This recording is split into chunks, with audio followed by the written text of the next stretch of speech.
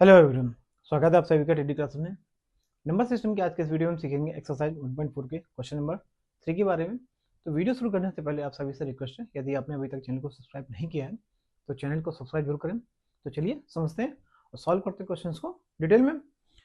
तो question number 3 हमारा क्या है, recall pi is defined as the ratio of the circumference से C of a circle to its diameter से D, that is pi is equal to C by D. This seems to contradict the fact that pi is irrational, how will you resolve this contradiction. यहाँ पर हमें एक contradiction दिया जा रहा है। Contradiction ये कह रहा है कि अगर किसी सर्कल का सर्कमफ्रेंस सी होता है और उसका डायमीटर डी है, तो जो पाई की वैल्यू होगी वो क्या होगी हमारी सी बाई डी। यानी पाई की वैल्यू क्या होगी हमारी, पाई इक्वल टू हो जाएगा सी अपॉन डी। अब अगर ये सी पाई की वैल्यू सी अपॉन डी है तो इसको हम लिख सकते, ये हमारी किस फॉर्म में है, पी बाई क्यू की फॉर्म में। अब अगर ये वैल्यू हमारी पी बाई क्यू के फॉर्म में है तो ये क्या वैल्यू हुई हमारी, रेशनल। अब ये अगर रेशनल वैल्यू है, बट हमें तो ये बताया गया है कि पाई एक इरेशनल वैल्यू है, तो ये जो कॉन्ट्रडिक्शन है जो क्रिएट हो रहा है, हमें इसको सॉल्व करना है। विरोधाभास क्या आ रहा है कि एक जगह ये बोला जा रहा है कि पाई हमारी रेशनल वैल्यू है और दूसरी जगह ये बोला जा रहा है पाई हमारी एक इरेशनल वैल्यू है। हमें इसको सॉल्व करना है।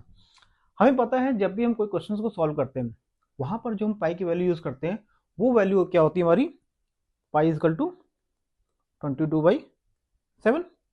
अब इस 22/7 को हम पी बाई क्यू के फॉर्म में देख पा रहे हैं।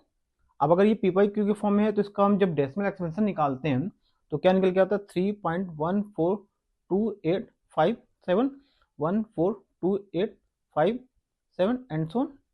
यहाँ पर आप देखेंगे कि ये 14285 वैल्यू रिपीट हो रही है और ये एंड तक चलती चली जा रही है। तो ये वैल्यू हमारी क्या हो गई, एक रेशनल वैल्यू, क्योंकि हमें पता है अगर कोई वैल्यू जिसका decimal expansion non terminating but repeating होता है तो वो वैल्यू हमारी क्या होती है, रेशनल।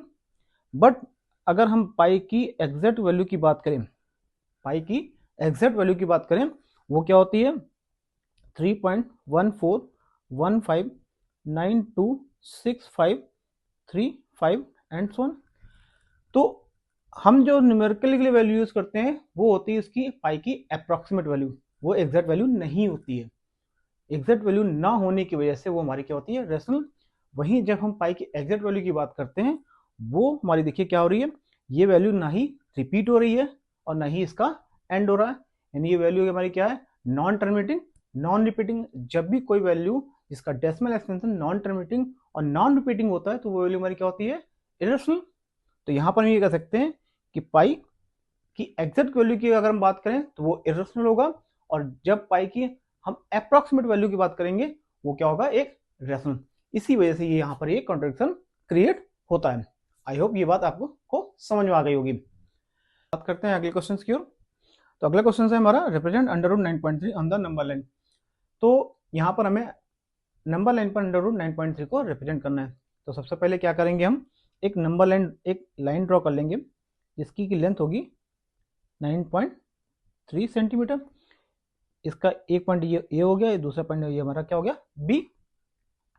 अब बी से 1 सेंटीमीटर लाइन को हम और आगे बढ़ा लेंगे जो कि हमारा ये हो जाएगा सी पॉइंट। अब ए और सी के बीच हम एक क्या करेंगे, एक इसका मिड पॉइंट निकालेंगे। कैसे निकालते हैं, कंपास से की नीडल को सी पर रखेंगे और एक आर्क यहाँ लगाएंगे ऊपर, एक आर्क हम यहाँ लगाएंगे नीचे। ऐसे ही कंपास की नीडल को ए पर रखेंगे, एक आर्क यहाँ लगाएंगे ऊपर, एक आर्क लगाएंगे यहाँ पर नीचे। अब इन दोनों पॉइंट को हम जब मिलाएंगे तो हमारा ये पॉइंट डी बन के आया, ये हमारा क्या होगा, ए सी का मिड पॉइंट। अब डी पर हम नीडल रखेंगे कंपास की और एक से एक सेमी सर्कल ड्रॉ कर लेंगे जो ए सी की तरफ जाता हो। यानी ए सी को डायमीटर मानते हुए एक हम सेमी सर्कल ड्रॉ कर लेते हैं। अब हमने ये सेमी सर्कल ड्रॉ कर लिया। अब हमें क्या करना है, बी पर एक 90 डिग्री का एंगल बनाना है। हमने क्या किया, बी पर एक 90 डिग्री का एंगल बनाया और ये एंगल हमारा इस सेमी सर्कल को कहीं ओ पॉइंट पर इंटरसेक्ट कर रहा है। तो ये जो डिस्टेंस आई हमारी बी ओ, ये वैल्यू हमारी क्या होगी, रूट 9.3। अब इसको हमें क्या करना है, नंबर लाइन पर लेकर के आना है। तो हम क्या करेंगे, बी सी लाइन को थोड़ा सा आगे बढ़ाएंगे, ये हमने बढ़ा लिया। यहां पर अब क्या करेंगे, बी पॉइंट पर हम कंपास के नीडल को रखेंगे और बी ओ की डिस्टेंस को मेजर करते हुए एक आर्क यहाँ से लगा देंगे। तो जो हमने ये आर्क लगाया, मान लीजिए बी एम, ये हमारा पॉइंट क्या आ गया, एक एम। तो ये जो पॉइंट हमारा एम पॉइंट है ये क्या हो जाएगा, अंडर रूट 9.3, यानी बी से एम की जो डिस्टेंस है वो क्या होगी, अंडर रूट 9.3। ऐसे आप किसी भी वैल्यू को नंबर लाइन पर ड्रॉ कर सकते हैं। आई होप ये आपको समझ में आ गया होगा। अगले क्वेश्चन की ओर। अगला क्वेश्चन है rationalise the denominators of the following. यहाँ पर हमसे कह रहा है कि जो भी वैल्यू हमें यहाँ दी गई है सभी का हमें रैशनलाइजेशन करना है। तो सबसे पहला पार्ट क्या हमारा 1/√7। तो जब भी आपको ऐसी वैल्यू दी जाए जहाँ पर डिनोमिनेटर में सिंगल डिजिट रूट में हो तो उसमें क्या करते हैं, सेम डिजिट को ऊपर नीचे यानी न्यूमरेटर से और डिनोमिनेटर से मल्टीप्लाई कर देते हैं। तो यहाँ नीचे देखिए क्या है, √7, डिनोमिनेटर हमारा क्या है √7, तो √7 से ही न्यूमरेटर को भी और डिनोमिनेटर दोनों को मल्टीप्लाई कर देते हैं। जब हम मल्टीप्लाई करेंगे तो क्या हो जाएगा, ये हो जाएगा √7 अपन √7 इंटू √7, तो ये हो जाएगा हमारा √7 अपन 7।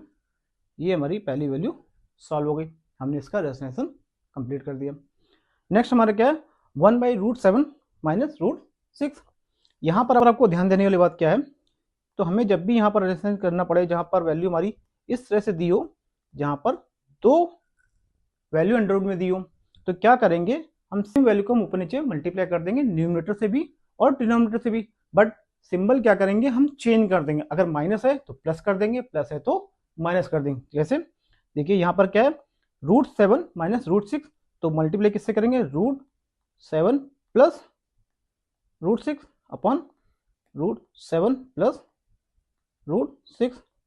अब ये देखिए ये हो गया हमारा a minus B, a plus B बन गया। तो ये क्या होता है हमारा a minus B into A plus B क्या होता है, A square minus B square, पहले बताया जा चुका है। ठीक है, तो यहाँ पर क्या हो जाएगा हमारा √7 प्लस √6 अपॉन √7 का होल स्क्वायर माइनस √6 का होल स्क्वायर। तो ये क्या हो जाएगा हमारा √7 माइनस √6 अपॉन 7 माइनस 6। तो ये हमारा क्या हो जाएगा √7 माइनस √6 अपॉन 1।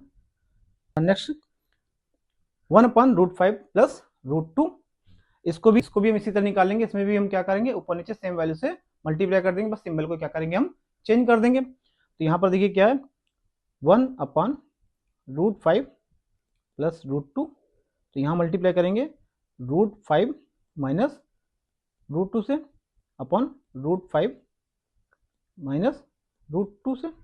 यहाँ पर भी देखिए हमारी a plus B, a minus B बन गया, तो ये वैल्यू हमारी क्या हो जाएगी a square minus B square. इसको मैं ऊपर वाले को थोड़ा सा हटा देता हूँ।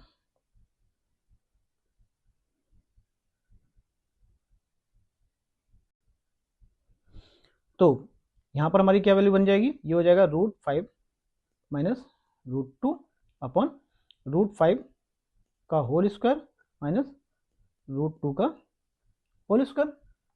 तो ये वैल्यू हमारी क्या बन जाएगी √5 माइनस √2 अपॉन 5 का √5 का होल स्क्वायर क्या हो जाएगा 5 माइनस √2 का होल स्क्वायर क्या हो जाएगा 2।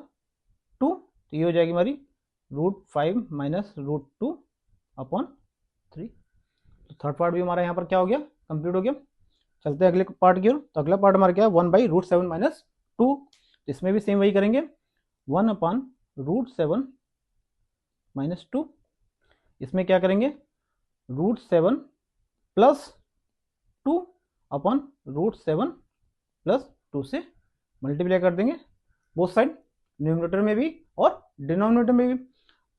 तो इसके बाद हमारा क्या आएगा प्लस 2 अपन √7 का होल स्क्वायर माइनस 2 का होल स्क्वायर। तो ये क्या हो जाएगा हमारा √7 प्लस 2 अपन √7 का होल स्क्वायर क्या आएगा हमारा 7 और 2 का होल स्क्वायर क्या हो जाएगा 4। तो ये हो जाएगा हमारा क्या √7